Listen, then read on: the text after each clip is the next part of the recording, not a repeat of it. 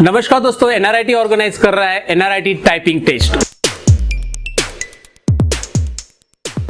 जिसमें आपको एक टाइपिंग टेस्ट दिया जाएगा जो 5 मिनट का टाइपिंग टेस्ट रहेगा दोस्तों। और इसमें टॉप रैंक करने वाले 3 टॉपर्स, मतलब हर एक बैच में हम लोग 3 टॉपर्स निकालने वाले, तो 3 टॉपर्स को मिलेगा मेडल और सर्टिफिकेट।